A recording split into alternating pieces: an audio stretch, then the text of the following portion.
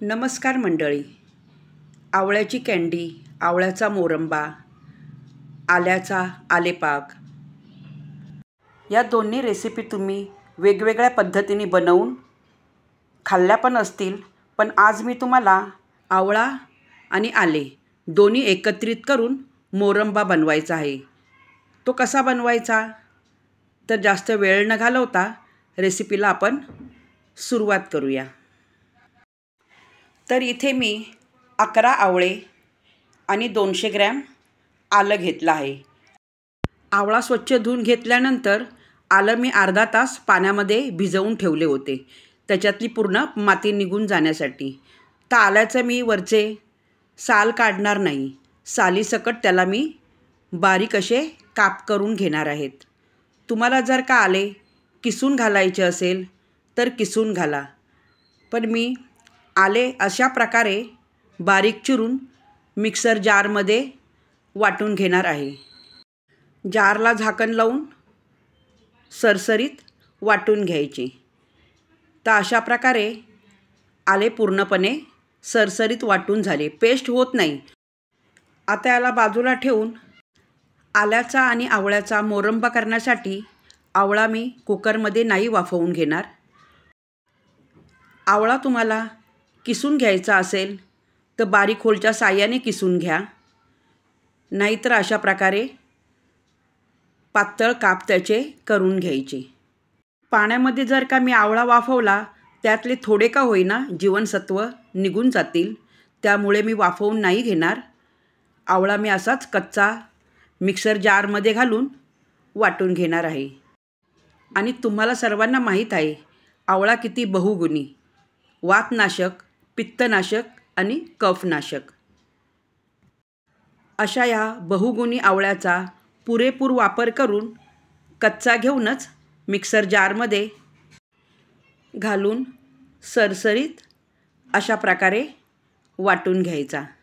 आता याला एका वाटीमध्ये काढून घेऊया आणि तुम्हाला मी पुढचे साहित्य दाखवते.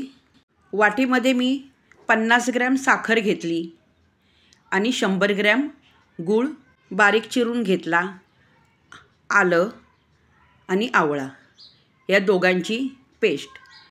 आवळा आणि आले घेताना कमी जास्त झाले तरी चालेल, किंवा आवळा पाव किलो आणि आले पाव किलो असे दोन्ही समप्रमाणात घेतले तरी चालेल.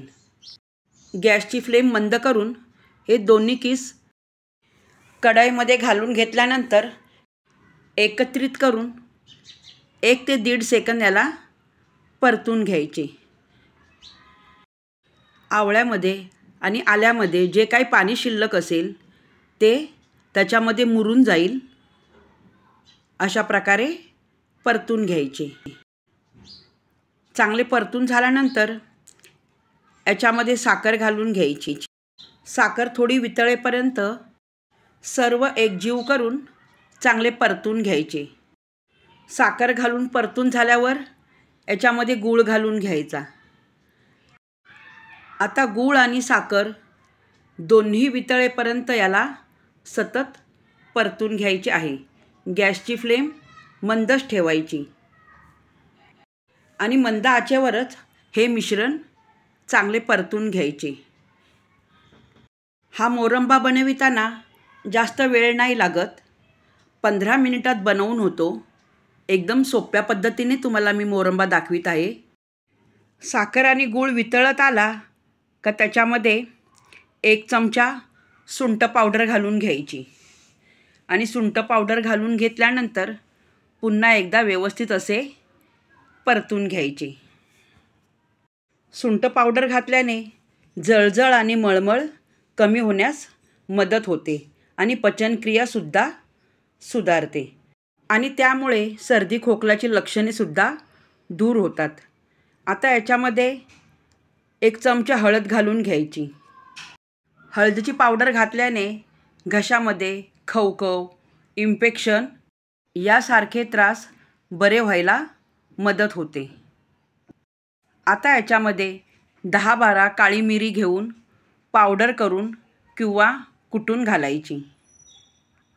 काळी मिरी घातल्याने सर्दी खोकल्यापासून आराम तर मिळतोच, तसेच मेंदूतील रक्तसंचार सुधारून मेंदूचे कार्य सुरळीत चालते. तसेच रोगप्रतिकारक शक्ती वाढते आणि वजन कमी करण्याससुद्धा मदत होते. 5 ते 6 मिनिट याला असे सतत परतून घेतल्यामुळे आवळा आणि आल्याचा किस चांगला याच्यामध्ये शिजवून निघाला. असा हा आरोग्यदायी मोरंबा तुम्ही घरी बनवला तर सर्वांचे आरोग्य चांगले राहायला मदत होते, आजारापासून सुटका होते.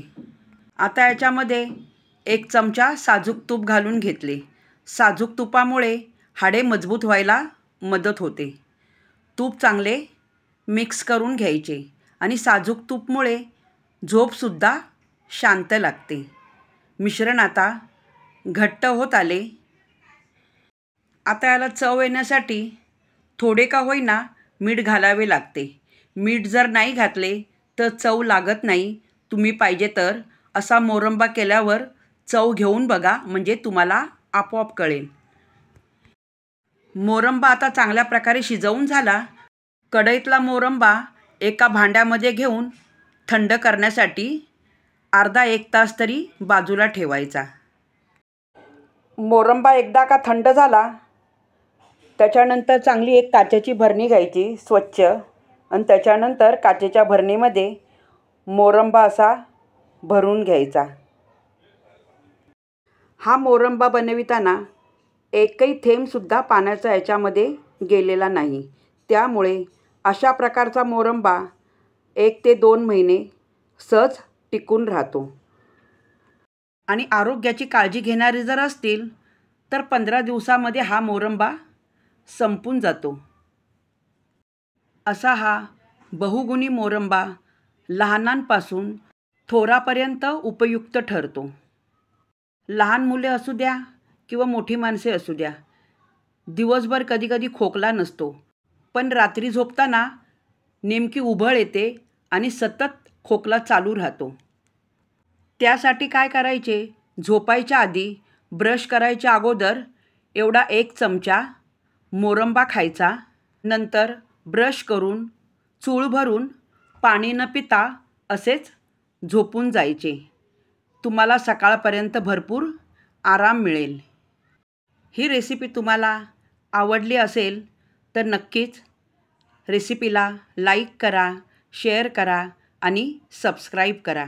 पुन्हा भेटूया पुढच्या व्हिडिओमध्ये नवीन रेसिपीबरोबर.